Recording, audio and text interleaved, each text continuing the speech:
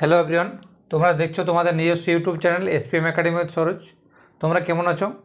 অনেকদিন পর তোমাদের কাছে ম্যাথের ভিডিও নিয়ে এসেছি। যে ম্যাথগুলো আজকে নিয়ে এসেছি প্রত্যেকটা ম্যাথ কোনো না কোনো পরীক্ষায় এসছে, স্টেট হোক বা সেন্ট্রাল হোক, কিন্তু প্রত্যেকটা ম্যাথ আজকে যে ম্যাথ সেশনটা নিয়ে এসেছি প্রত্যেকটা ম্যাথ কিন্তু ভেরি ভেরি ইম্পর্ট্যান্ট।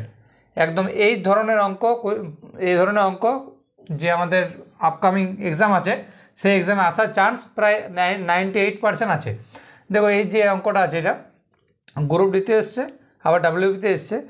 যদি চ্যানেলটা ভালো লাগে থাকে একটু লাইক অ্যান্ড সাবস্ক্রাইব করে দিও, এবং সাবস্ক্রাইব করার পর বেল আইকনটা ক্লিক করে দিও, যাতে তোমরা এই চ্যানেলে ভিডিও পোস্ট করার পর তোমরা সেই ভিডিওটা আগে দেখতে পাও সবার থেকে। দেখো 1 নম্বর কোয়েশ্চানে আসে, দেখি বলছে কোনো সংখ্যার 12% 63 টাকা বলছে। কোনো সংখ্যার 12% 63 টাকা হয়, ওই সংখ্যা 40% কত হবে? এই যে অঙ্কটা গ্রুপ ডিতে এসছে, ডাব্লিউতে এসছে, এই ধরনের কোয়েশ্চেন এখন পিআরবি বোর্ড কি গ্রুপ ডি কি সেন্ট্রাল কি স্টেট এই ধরনের যা আপকামিং যে এক্সাম আসছে সেই এক্সামে দেওয়ার চান্স খুবই আছে। তাহলে দেখো কী বলছে, কোনো সংখ্যার 12% 63 টাকা। তাহলে ধরলাম সংখ্যাটা আমার এক্স, তাহলে এক্স সংখ্যা র আছে মানে গুণ, ঠিক আছে। আর দেখবে অনেকে মনে করে, দেখবে যারা প্রথম কম্পিটিটিভ লাইনে আসে তারা হয়তো অনেককে দেখেছে কোনো কোচিং সেন্টারে 2-4 জন কি থাকে কি 5-10 জন থাকে যে কোয়েশ্চেন দেওয়া মাত্র সঙ্গে সঙ্গে অ্যান্সার বলে দেয়। তারা প্র্যাকটিস, তাহলে আগে তাদের বেসিকটা কমপ্লিট হয়েছে, বেসিক কমপ্লিট করার পর তাহলে তারপর তারা এত প্র্যাকটিস করেছে যে কোয়েশ্চেন দেখা মাত্রই তাড়াতাড়ির মধ্যে উত্তর করে দেয়, ঠিক আছে। অনেকের হয়তো কোচিং সেন্টারে যে প্রবলেমগুলো ফেস করতে হয়, তাহলে দেখো আগে অত তাড়াতাড়ি করার আগে বেসিক জানতে হবে, তারপর তুমি শর্টকাটে যাও, ঠিক আছে। তাহলে দেখো বলছে কোন সংখ্যার 12% কোনো সংখ্যার 12% 63 টাকা হয়, তাহলে ওই সংখ্যার 40% কত হবে? তাহলে ধরে নিলাম সংখ্যাটা এক্স, তাহলে এক্স সংখ্যা র থাকা মানে গুণ চিহ্ন, ওই জন্য এখানে গুণ চিহ্ন দিয়েছি। তাহলে এক্স সংখ্যার 12% থাকা মানে হচ্ছে নিচে 100, তাহলে এক্স সংখ্যার 12% সমানে 63 টাকা। এইটা বুঝতে কার কোনো অসুবিধা আছে? অবশ্যই নেই। তাহলে এটা কাটাকুটি করে দাও, 4 3 12, 4 পয়সা 100, তাহলে ওপরটা গুণ করে দিলাম 3x/25 সমান 63। তাহলে 25টা এখানে কী আছে? 25টা এখানে কী আকার আছে? 25টা এখানে গুণ আকার আছে, সরি ভাগ আকার আছে, ওই পাশে নিয়ে চলে যাব, তাহলে গুণ আকারে। তাহলে 3x সমান 63 গুণিত 25, তাহলে x সমান 63 × 25/3, 3 দিয়ে কেটে দাও, 3 2 × 6, 3 1 3, তাহলে x সমান কত এলো? 21 × 25। দেখো এইটা যে গুণ করার নিয়ম, ঠিক আছে, দেখো আগে বুঝে নাও জিনিসটা। অনেকে হয়তো পরীক্ষার হলে এমনি করে গুণ করতে শুরু করে, লেট লাগবে। তাহলে দেখো জিনিসটাকে বুঝে নাও। তাহলে দেখো আগে 21 আছে, 21 লিখলাম, ঠিক আছে। এবারে 21 সাথে কার গুণ করতে বলেছে? 21-এর সাথে 25 গুণ করতে বলেছে। তাহলে দেখো 25 সমান আমি লিখতে পারি যে 20 + 5। দেখো আমার তাহলে গুণটা আমার করতে মুখে মুখে গুণ হয়ে যাবে, বুঝতে পারলে? তাহলে এইটাকে এমনভাবে ভাঙবে এই যে সংখ্যাগুলোকে, ঠিক আছে, পিছনে যেন শূন্য আসে। তাহলে দেখো 21-এর সাথে 20 যদি গুণ করা হয় 420, আর 5 দিয়ে ওটাকে যদি গুণ করা হয়, ঠিক আছে, এবার যোগ করে দাও এটা, তাহলে 525।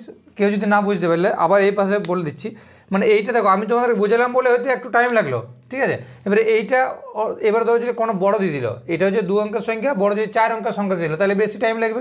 তাহলে জিনিসটাকে বেসিকটা বোঝে নাও। এটা দেখো 25-এর সাথে 21 গুণ করতে বলেছে, ঠিক আছে।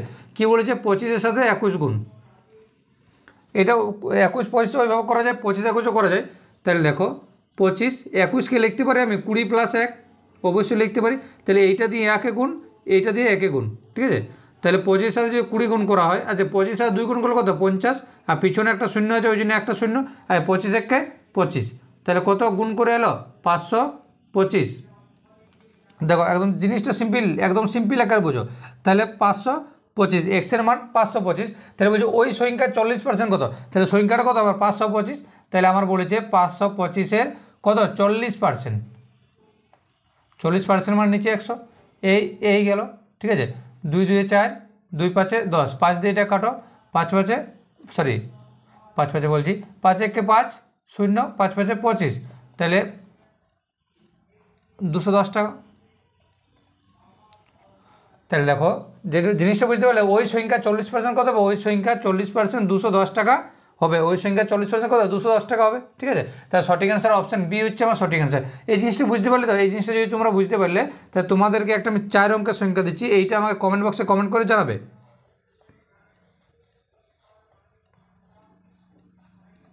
এটা কমেন্ট বক্সে আমার কমেন্ট করে জানাও গুণটা কত হচ্ছে। এই নিয়মে করবে, ঠিক আছে? এই নিয়মে করতে জানো, এই নিয়মে করলে অনেক টাইম লাগবে।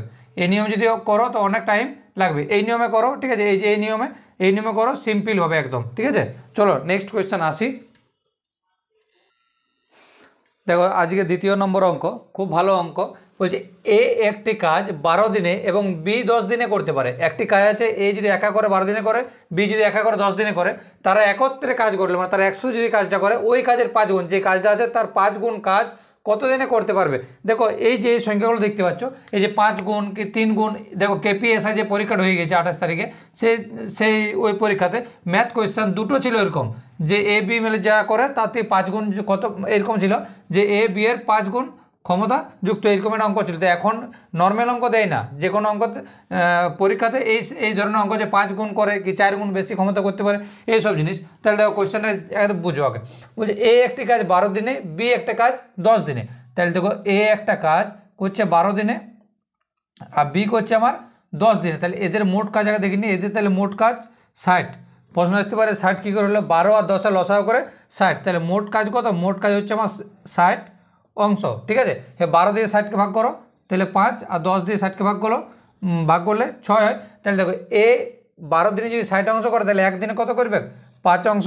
আর বি যদি 10 দিনে 60 অংশ করে, একদিনে 6 অংশ করবে। এবার দেখো কী বলছে, তারা একত্রে কাজ করলে, আচ্ছা তারা যদি একসাথে কাজ করে, মানে একদিনে একসাথে যদি কাজ করে, তাহলে 5 + 6 = 11 অংশ কাজ করবে একদিনে দুজন মিলে। এ একদিনে 5 অংশ করে, বি একদিনে 6 অংশ করে, দুজনকে যদি আমি একদিনে একসাথে কাজে লাগাই, তাহলে একদিনে 11 অংশ কাজ করে নেবে দুজন অবশ্যই। এরপর দেখো বলছে ওই কাজের 5 গুণ কাজ করতে, তাহলে কাজ কত আমার? কাজ ছিল আমার কত? 60 অংশ। এবার ওই কাজের বলছে 5 গুণ, তাহলে 60 অংশের 5 গুণ কাজ মানে কত? 300 অংশ কাজ। 300 অংশ কাজ বলেছে, কত দিনে করবে? তাহলে দেখো 300 অংশ যে কাজটা বলেছে ওটা কত? দুজন মিলে যদি একদিনে করে 11 অংশ, তাহলে 300 অংশ কাজ 300 অংশ কাজ কত দিনে করবে? 11 দিয়ে এটা ভাগ করে দাও, ঠিক আছে? 11 দুগুণে 22, 8 80, 7 77, 27 পূর্ণ আছে, আচ্ছা অবশ্যই আছে। তাহলে অপশান ডি হচ্ছে আমার সঠিক অ্যান্সার। 27 পূর্ণ 3-এর 11 দিন সময় লাগবে, তাহলে সঠিক অ্যান্সার হচ্ছে অপশান ডি হচ্ছে আমার সঠিক অ্যান্সার। আচ্ছা আবার বলে দিচ্ছি, দেখো যা কাজ আছে কি বলছে, ওই কাজের 5 অংশ, তাহলে মোট কাজ হচ্ছে আমার 60 অংশ, ওই কাজের 5 অংশ মানে কত? 5 অংশ না, 5 গুণ, তাহলে 60 অংশ মোট কাজ, ও আর 5 গুণ, তাহলে 300 অংশ হয়েছে। তাহলে দেখো একদিনে করে 11 অংশ, দুজন এই যে বলেছে তারা একত্রে কাজ করলে একদিনে করে 11 অংশ, তাহলে 300 অংশ কাজ করতে কতদিন সময় লাগবে? 11 দিয়ে ভাগ সমান কত? 27 পূর্ণ 3-এর 11 দিন সময় লাগবে। চলো তারপরে কোয়েশ্চেন আসি। দেখো 3 নম্বর কোয়েশ্চেনে দেখো, ওই দুটি ধনাত্মক সংখ্যার গুণফল 24, বৃহত্তর সংখ্যাটি ক্ষুদ্রতর সংখ্যাটির 1.1 গুণ, মানে এটা ভেঙে না 2 3, তাহলে 3/2 গুণ। তাহলে বলছি বড় সংখ্যাটা ছোট সংখ্যাটা 3-এর 2 গুণ। তাহলে সংখ্যা দুটো কী কী? আগে বেসিকটা দেখে না, তারপর অপশান টেস্টও তোমাদেরকে করিয়ে দেবো। দেখো কী বলছে, দুটি ধনাত্মক সংখ্যা, ধনাত্মক মানে কি? পজিটিভ, মানে নেগেটিভ হবে না, মানে মাইনাস হবে না, ঠিক আছে? দুটি ধনাত্মক সংখ্যার গুণফল 24, বৃহত্তর সংখ্যাটি ক্ষুদ্রতর সংখ্যাটির 3-এর 2 গুণ। আচ্ছা তাহলে আমি ক্ষুদ্রতম সংখ্যা ধরলাম,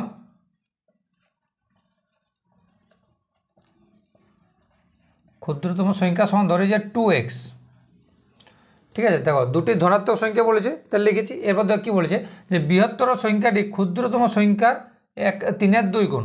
তাহলে দেখো এইটা ক্ষুদ্রতম সংখ্যা, বৃহত্তম সংখ্যাটি হচ্ছে এই সংখ্যাটি 3-এর 2 গুণ,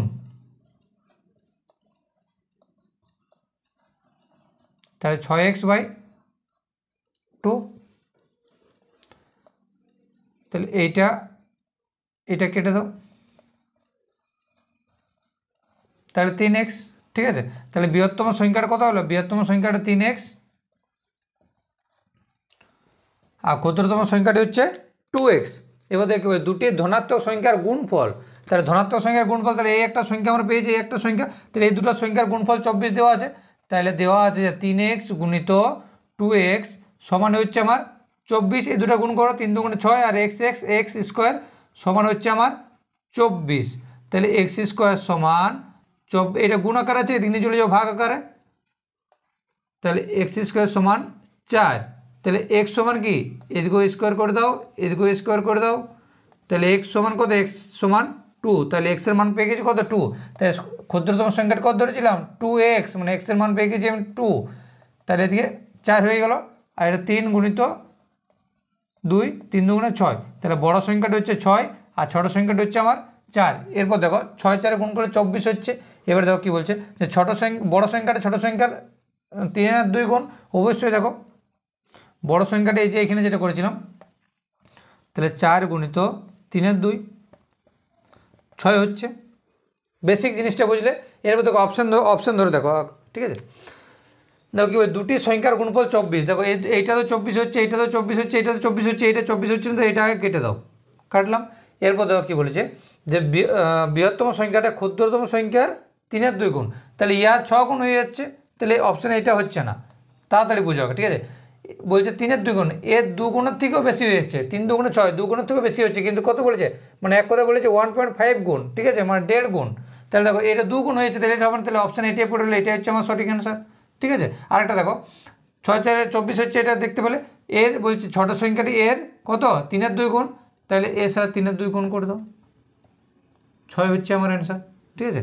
এই যে বড় সংখ্যাটা 6 বার হয়েছে, তাই সঠিক অ্যান্সার হচ্ছে অপশান এ হচ্ছে আমার সঠিক অ্যান্সার। দেখো 4 নম্বর কোয়েশ্চেন, দেখো কী বলছে একটি স্কুলে, আচ্ছা তার আগে বলিনি, দেখো অঙ্কটা 3 লাইনে বলে তোমরা এটা ভাবো না যে অঙ্কটা বিশাল বড়, দেখবে অঙ্কটা 2 মিনিটও, মানে 2 মিনিট বলছি না, সরি 1 মিনিটও সময় লাগবে না, ঠিক আছে। তুমি শুধু প্রসেসটা জেনে নাও। দেখো কী বলছে একটি স্কুলে ছাত্রছাত্রীর সংখ্যা 504 জন, তাহলে ছাত্রছাত্রীর সংখ্যা কত 504 জন, এবং বালক ও বালিকার অনুপাত, বালক ও বালিকার অনুপাত, এইটা ওটা লেখা হয়নি, বালক ও বালিকার অনুপাত 13:14। যদি আরও 12 জন বালিকা নতুন ভর্তি হয়, তবে বালক বালিকার অনুপাত কত? এটা 14 না, এটা 11, সরি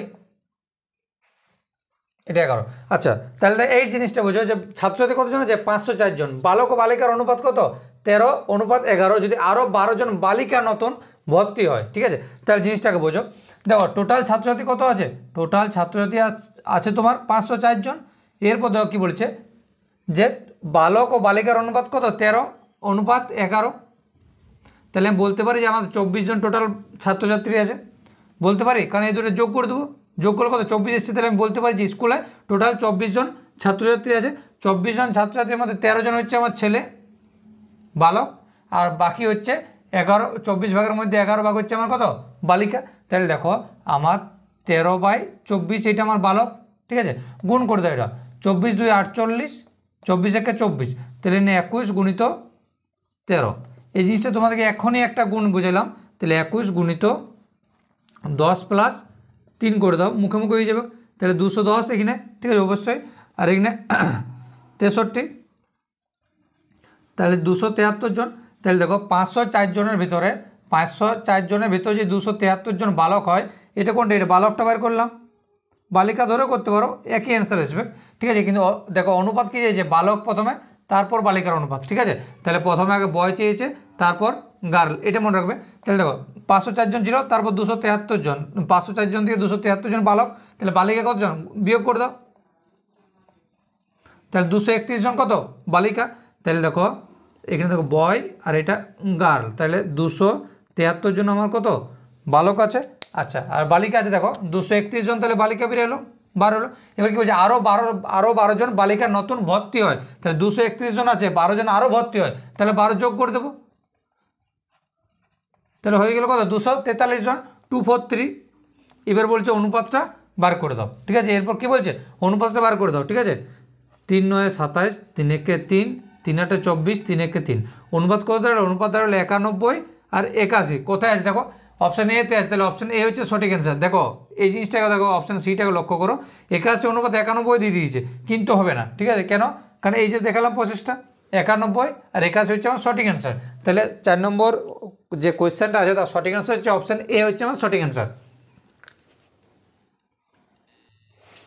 দেখো 5 নম্বর কোয়েশ্চেন, আজকে শেষ কোয়েশ্চেন, কি বলছে রমা সোনার থেকে 10% বেশি পায়। কি বলছে রমা সোনার থেকে 10% বেশি পায়, সোনা রমার থেকে শতকরা কত কম পায়। Option A B C D দেওয়া আছে। যে কোয়েশ্চেন এসছে খুব ভালো কোয়েশ্চেন, খুব ইম্পর্টেন্ট কোয়েশ্চেন, খুব একটা ইম্পর্টেন্ট কোয়েশ্চেন এটা। রমা সোনার থেকে 10% বেশি পায়, তাহলে আগে রমা, তারপর সোনা গোল্ড লিখে দিচ্ছি, সোনা একজন মানুষের নাম, ঠিক আছে, এটা সোনায় লিখি।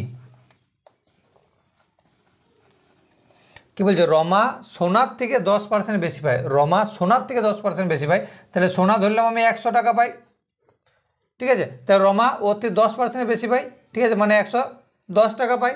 এবার কি বলছে, সোনা রমার থেকে শতকরা কত কম পায়, সোনা রমার থেকে শতকরা কত কম পায়, তাহলে দেখো নর্মালি কত টাকা কম পায়, সোনা 10 টাকা কম পায় স্যার, অবশ্যই 10 টাকা যে কম পায়, কার থেকে কম পায়, সোনার থেকে না রমার থেকে, রমার থেকে পায়, তাহলে রমার নিচে, যার থেকে 10 টাকা কম পাবে সেইটা নিচে, যার থেকে 10 টাকা বেশি পাবে তার সেইটা নিচে, তাহলে শতকরা বলেছে, তাহলে উপরে 100, এই ওপর আমার চলে এলো 100 আর নিচে 11, তাহলে কত 9.1-11% বেশি কম পায়। সঠিক অ্যান্সার হচ্ছে অপশন সি হচ্ছে আমার সঠিক অ্যান্সার। আচ্ছা এখানে যদি বলতো যে রমা সোনার থেকে কত পার্সেন্ট, আচ্ছা এখানে দেওয়া আছে ওইটা বলা যাবে না, ঠিক আছে। আচ্ছা আরেকটা কোয়েশ্চেন, এইটা যদি তোমার ধরো এটা যদি বলতো কম পায়, এটা তোমরা একটা ঘরতে আমার কমেন্ট বক্সে কমেন্ট করে জানাবে। এটা যদি বলতো যে রমা সোনার থেকে 10% কম পায়, তাহলে সোনা রমার থেকে শতকরা কত বেশি পায়, এটা কমেন্ট বক্সে তোমরা কমেন্ট বক্সে কমেন্ট করে জানাও এই অ্যান্সারটা কমেন্ট বক্সে কমেন্ট করে জানাও, ঠিক আছে। চলো